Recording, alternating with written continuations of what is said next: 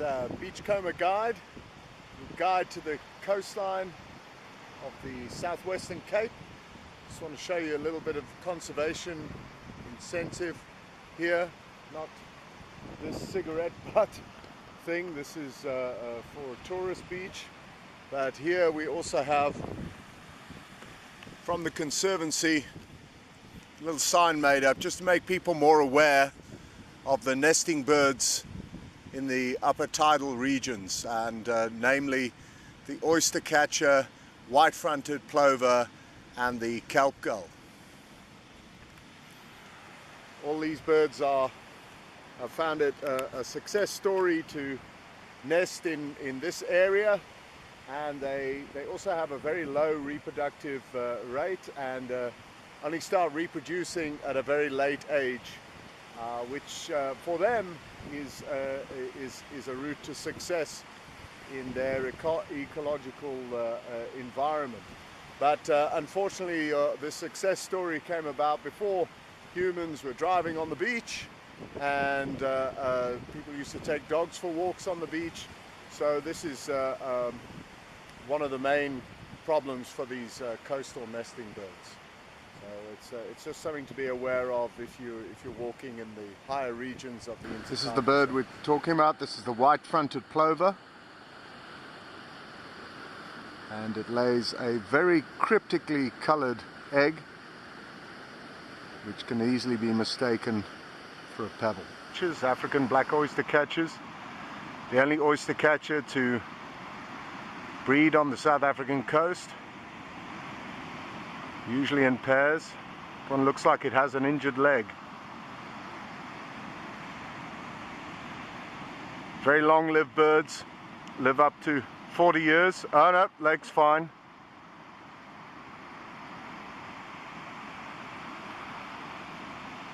Pretty cautious of me at the moment.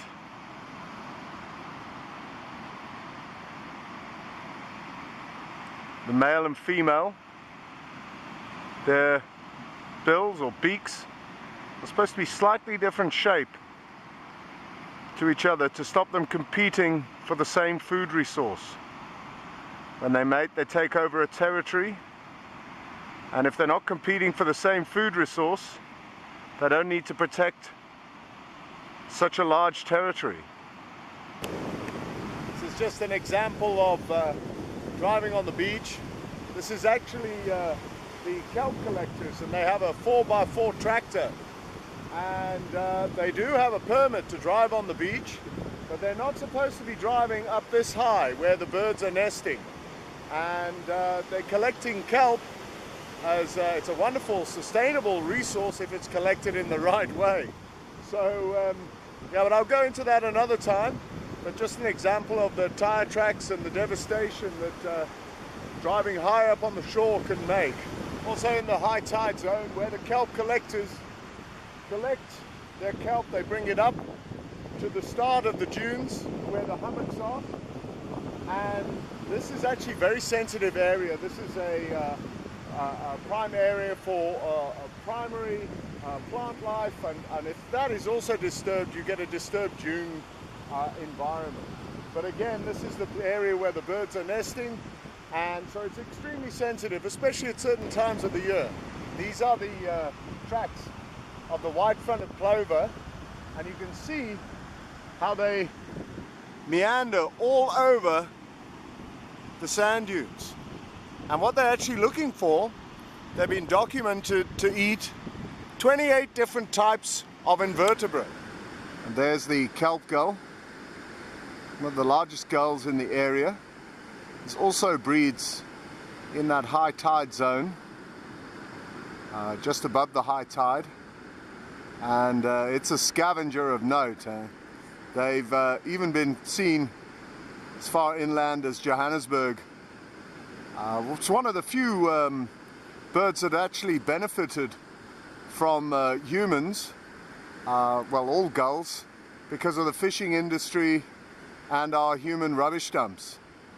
So that's a success story to think about. Another important thing to actually incorporate into populated areas are these walkways that cut their way through the dune system as I said, it's a very sensitive dune system, and once you start disturbing it too much, then the dunes start to migrate, and you end up with a lot of sand inside your holiday home. Every time you come to go on holiday, you're digging out sand. So established walkways should actually be put matting down like this to actually encourage people to use them, and yeah, it's the right thing to do. Here we have a couple of ruddy turnstones about to take flight, or maybe not. They disappear very quickly when they move. Keeping an eye on me. Oh.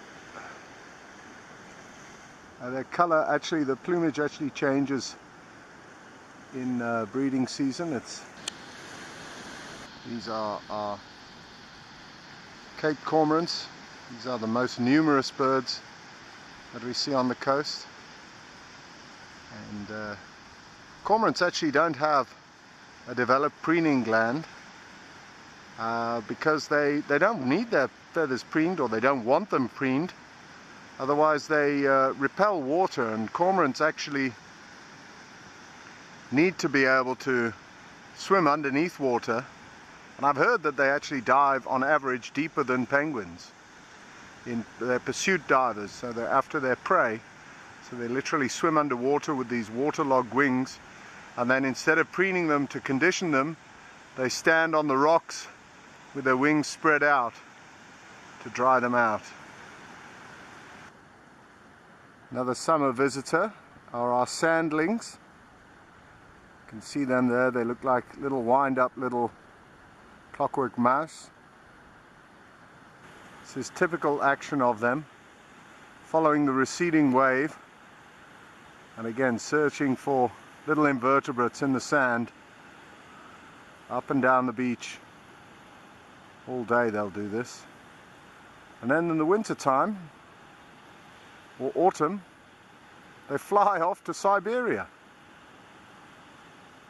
and then they're back again in the spring. Here we have that action I was talking about earlier, drying their wings in the breeze, but this is a different cormorant. It's rather a tatty white-fronted cormorant, which is our largest cormorant.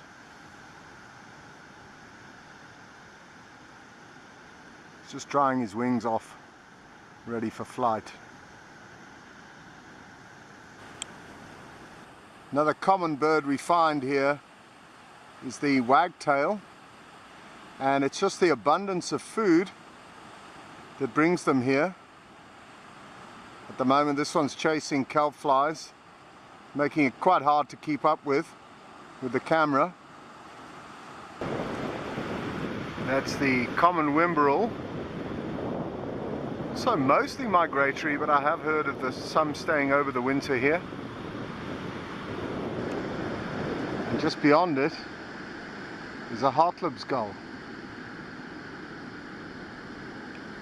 Only found on the west coast, associated with kelp. It's a smaller, more frail gull than the kelp gull. Yeah, that's an hour's walk on the beach. Just having a look at some of the coastal birds and the activity in the high shoreline. And not all the birds nest there. There's only 3 that really nest there, 3 significant ones. And so I'm signing off now, Beachcomber Guide from southwestern Cape of South Africa.